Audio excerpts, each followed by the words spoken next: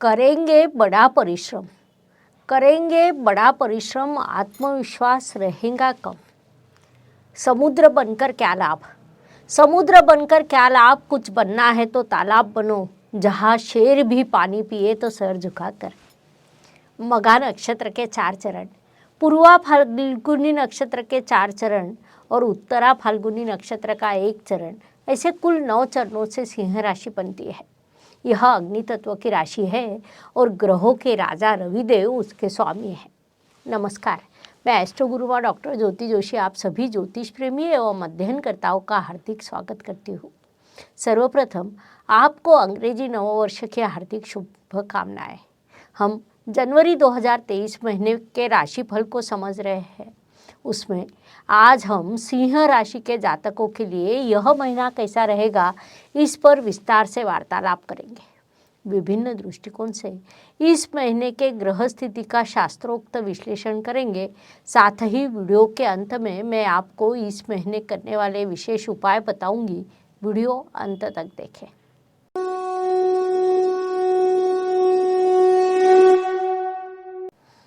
व्यक्तित्व की दृष्टि से विचार करें तो राशि स्वामी की स्थिति अत्यंत महत्वपूर्ण होती है।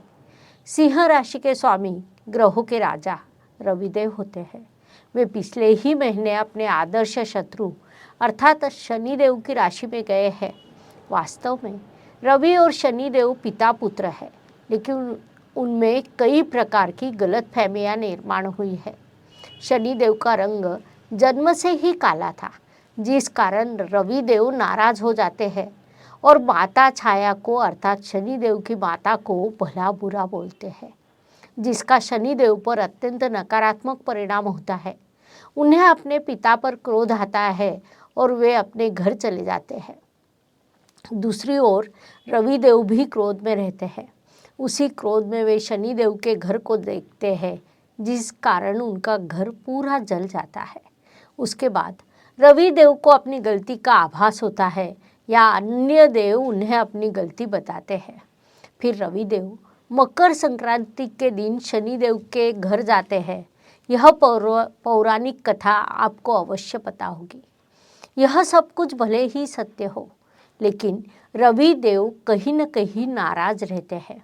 इसीलिए वे शनिदेव के घर में निर्बली होते हैं, क्योंकि अंत में वह उनके शत्रु का घर है। फरवरी महीने के राशि भविष्य का विचार करें तो रविदेव की स्थिति देखना आवश्यक होता है। वे आपकी राशि से षष्ठ स्थान में विराजमान है।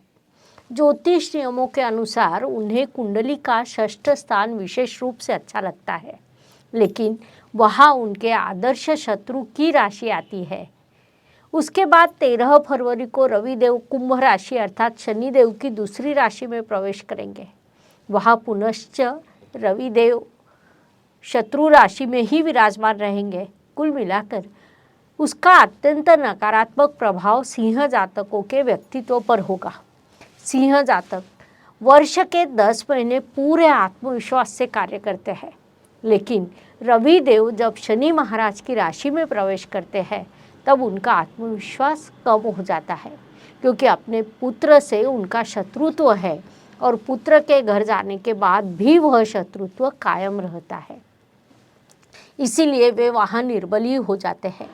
इन सभी का प्रभाव कहीं न कहीं आपके व्यक्तित्व पर होगा। इससे पहले जो चीज़ें आप पूरे आत्मविश्वास के साथ करते थे, उन्हें करने में भी आपको परेशानी होगी। हर वर्ष 14 जनवरी से 14 मार्च तक यह ग्रह स्थिति रहती है। हर वर्ष इन 2 महीनों में सिंह जातकों का कभी आत्मविश्वास कम हो जाता है या अकारण ही क्रोध का पारा बढ़ जाता है। परिवार, धन, परिवार, वाणी की दृष्टि से विचार करें तो सिंह जातकों के लिए बुधदेव की स्थिति महत्वपूर्ण होती है, क्योंकि वे आपके धनेश है। उनका गोचर आपके पंचम स्थान से शुरू है। 7 जनवरी को वे आपके षष्ठ स्थान में अर्थात मकर राशि में प्रवेश करेंगे।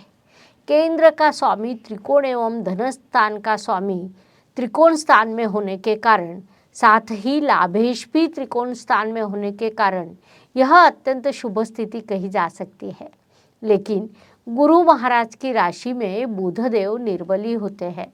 परिणाम स्वरूप कहीं न कहीं नकारात्मक प्रभाव भी आता है। सिंह राशि के धनेश और लाभेश बुधदेव गुरु महाराज की धनु राशि में निर्वली हुए हैं। परिणाम स्वरूप आपको आर्थिक लाभ निश्चित रूप से होगा, पैसा अवश्य मिलेगा, लेकिन उससे समाधान की प्राप्ति नहीं होगी, जिस कारण हमें उचित लाभ मिला है ऐसा आपको नहीं लगेगा। अर्थात यह स्थिति अल्पकाल के लिए रहेगी। 7 फरवरी को बुधदेव मकर राशि में प्रवेश करेंगे और उसके बाद 27 फरवरी को पुनश्च राशि परिवर्तन कर कुंभ राशि में प्रवेश करेंगे। बुध और शनि दोनों मित्र होने के कारण आपको धन लाभ प्राप्त होगा और उससे समाधान भी मिलेगा। इसीलिए इस समय काल का पूरा उपयोग कीजिए। पराक्रम परिश्रम की दृष्टि से विचार करें तो सिंह राशि के लिए शुक्रदेव की स्थिति महत्वपूर्ण होती है, क्योंकि वे आपके परिश्रमेश है। इस महीने की शुरुआत में शुक्रदेव की यात्रा कुंभ राशि से शुरू है। महत्वपूर्ण बात है कि वहाँ वे उच्चारोही भी है, अर्थात मीन राशि की ओर उनकी यात्रा शुरू है। 15 फरवरी को वे मीन राशि में प्रवेश करेंगे। मीन उनकी उच्च राशि है, लेकिन वह आपके अष्टम स्थान में आती है, अर्थात शुक्रदेव को एक और राशि बल मिलेगा, लेकिन उनका स्थान बल कम होगा। बीच में ऐसे ही एक जातक का मैसेज आया था कि स्थान बल, राशि बल या विभिन्न प्रकार के षड बल, इनमें से कौन सा बल महत्वपूर्ण होता है। वास्तव में सभी बलों का अपना एक स्वतंत्र महत्व है और उस अनुसार उनके परिणाम भी होते हैं। राशि बल से किसी ग्रह को उचित कार्य करने की प्रेरणा मिलती है। स्थान बल से ग्रह उस भावेश के अनुसार कार्य करता है, अर्थात यह दोनों बलों का महत्व नज़रअंदाज किया नहीं जा सकता। इसीलिए शुक्रदेव 15 फरवरी को जब आपके अष्टम स्थान में प्रवेश करेंगे तब उनका राशि बल बढ़ जाएगा, लेकिन स्थान बल कम होगा। परिणाम स्वरूप आप एक और बड़ा परिश्रम करेंगे, स्मार्ट वर्क, हार्ड वर्क करेंगे और बीच में ही आपके कार्य करने की प्रेरणा कम होगी। इसीलिए आप अपने कार्य पर ध्यान केंद्रित करें, यह सलाह आपको दी जाती है। वास्तु, वाहन, भूमि, सुख शांति की दृष्टि से विचार करें तो सिंह राशि के लिए मंगल देव की स्थिति महत्वपूर्ण होती है, क्योंकि वे आपके चतुर्थेश है। उनकी यात्रा दशम स्थान और शत्रु ग्रह की राशि से शुरू है। आपके दशम स्थान में शुक्रदेव की वृषभ राशि आती है, जो मंगल देव के शत्रु ग्रह या समग्रह की राशि हम कह सकते हैं। वहाँ से आपके लिए वास्तु वाहन के शुभ योग निर्माण नहीं होंगे, लेकिन गुरु महाराज आपके अष्टम स्थान में विराजमान है, जो आपको प्रॉपर्टी से धन लाभ दे सकते हैं। इसलिए इस स्थिति का पूरा उपयोग कीजिए। शिक्षा, संतति, प्रेम विवाह, आयोजित विवाह की दृष्टि से विचार करें तो इस महीने थोड़ा सावधान रहना सिंह जातकों के लिए अत्यंत आवश्यक रहेगा। कुल मिलाकर आपके पंचमेश का अष्टम स्थान में होना, सप्तमेश का सप्तम स्थान में होना, यह स्थिति आपके लिए परेशानी का कारण बन सकती है। प्रेम विवाह में धोखा होने के योग निर्माण हो सकते हैं। आयोजित विवाह होने पर भी विवाह के बाद विभिन्न प्रकार के प्रश्न निर्माण हो सकते हैं। उसमें भी आयोजित विवाह जुड़ने के योग अधिक है, लेकिन प्रत्यक्ष विवाह के योग अप्रैल के बाद निर्माण होंगे। अब विवाह निश्चित करने में कोई परेशानी नहीं होगी, इस बात का सिंह जातकों ने मुख्य रूप से ध्यान में लेना चाहिए। Please like, share and subscribe the channel और हाँ, बेल आइकॉन दबाना ना भूलें। धन्यवाद। स्वास्थ्य, कर्ज, प्रतिस्पर्धी शत्रु की दृष्टि से विचार करें तो यह महीना सिंह जातकों के लिए थोड़ा नकारात्मक कहा जा सकता है। स्वास्थ्य के दृष्टि से सर्दी, जुकाम, खांसी ऐसी परेशानी आपको हो सकती है। पैर दर्द, किसी काम में मन न लगना, इस दृष्टि से महीने के प्रथम पखवाड़े में सावधान रहना आपके लिए आवश्यक है। दूसरे पखवाड़े में उसमें बदलाव होगा। प्रतिदिन योग, प्राणायाम, ध्यान करने की सलाह आपको दी जाती है। ग्रहों का गोचर तो शुरू रहता है, लेकिन ऐसे करने से किसी भी गोचर में आपको कम परेशानी होगी। नौकरी एवं व्यवसाय की दृष्टि से विचार करें तो सिंह जातकों को इन दोनों मोर्चों पर सफलता प्रदान करने वाला यह महीना रहेगा। आप सामान्य रूप से हार्ड वर्क थोड़ा अधिक करते हैं। किया हुआ हार्ड वर्क कभी भी व्यर्थ नहीं जाता। आज नहीं तो कल उसके फल अवश्य मिलते हैं। संक्षेप में, नौकरी एवं व्यवसाय के दोनों मोर्चों पर आपको कर्तृत्व के कई शुभ अवसर प्राप्त होंगे। सफलता के साथ लाभ भी प्राप्त होगा, इसीलिए इस अवधि का सदुपयोग कीजिए। विदेश में स्थित सिंह जातकों की दृष्टि से विचार करें तो उनके लिए यह काल अत्यंत शुभ कहा जा सकता है। कई शुभ अवसर आपको इस समय काल में प्राप्त होंगे, उनका पूरा उपयोग कीजिए। विशेष रूप से जो जातक टेक्निकल, मैकेनिकल, कंप्यूटर, मैनेजमेंट क्षेत्र से संबंधित है, उन्हें बड़ी सफलता प्राप्त होगी, इसलिए इस समय काल का लाभ उठाइए। भाग्य एवं शुभ संकेत की दृष्टि से विचार करें तो यह महीना सिंह जातकों के लिए सम्मिश्र फलदायी कहा जा सकता है। आपके भाग्येश कर्म स्थान में विराजमान है, अर्थात आपके कर्म दिशा पर भाग्य की दिशा निर्भर रहेगी। साथ ही शनि महाराज की दृष्टि भाग्य स्थान पर है।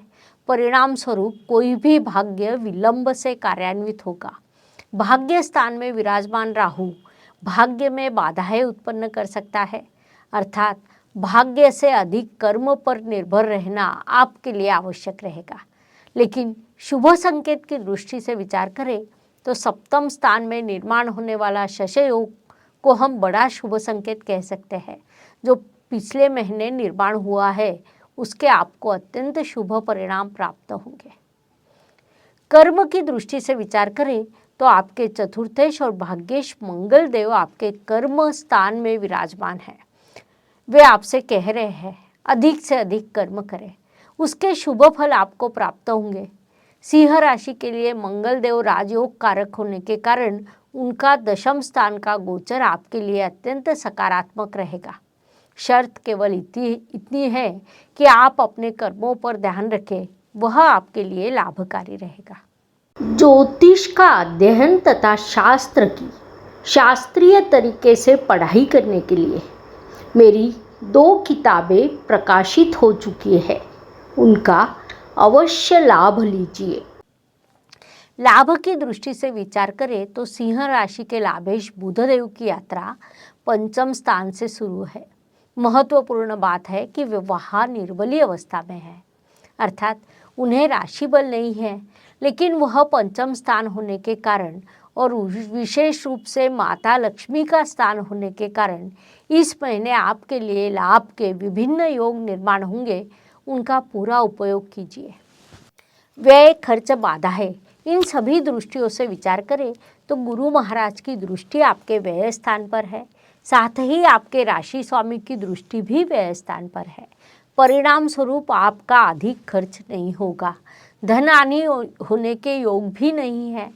यात्रा में छोटी बड़ी बाधाएं निर्माण होना यह एक स्वाभाविक भाग है, लेकिन बड़ी बाधाओं का सामना आपको नहीं करना पड़ेगा। हर सुबह एक नया दिन प्रकट होता है, उसके बाद रात होती है, अर्थात दिन के बाद रात और रात के बाद दिन। यह प्रकृति का चक्र है जो मनुष्य जीवन पर लागू होता है। फलस्वरूप हर दिन हर किसी के लिए एक जैसा या समान नहीं होता। कुछ दिन शुभ, कुछ अशुभ, तनावपूर्ण होते हैं। इस दृष्टि से सिंह राशि के लिए 8, 17 और 26 यह दिन शुभ रहेंगे। साथ ही 5, 15 और 23 यह दिन अशुभ, तनावपूर्ण तथा संघर्ष से भरे रहेंगे। इसी को ध्यान में रखते हुए आपको इस महीने कार्यों की योजना बनानी चाहिए। उपायों की दृष्टि से विचार करें तो ज्योतिष में छोटे छोटे और बड़ा परिणाम करने वाले उपाय बताए गए हैं। अशुभ चीज़ों की अशुभता कम करने का, शुभ चीज़ों की शुभता बढ़ाने का उनमें सामर्थ्य होता है। फरवरी महीने के उपायों की दृष्टि से विचार करें तो शनि महाराज राशि परिवर्तन कर अपनी वायु तत्व की राशि में गए हैं, लेकिन राहु ग्रह मेष राशि में और केतु ग्रह तुला राशि में विराजमान है। इस स्थिति के अनुसार उपाय है कि आप आपके राशि के मंत्र का पठन 11 बार, राहु का मंत्र 4 बार और केतु का मंत्र 2 बार पठन करें। लेकिन राशि के मंत्र का पठन सुबह और राहु केतु के मंत्र का पठन 11 से 12 के अंतराल में करना है।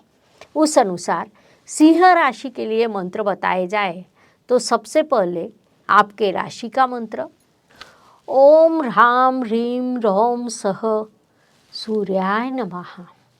उसके बाद राहु का मंत्र ओम भ्रां भ्रीं भ्रौं सः राहवे नमः। इसके बाद केतु का मंत्र ओम स्त्रां स्त्रीं स्त्रौं सः केतवे नमः। इस पद्धति से आपको मंत्रों का पठन करना है, उसके आपको अत्यंत शुभ परिणाम प्राप्त होंगे।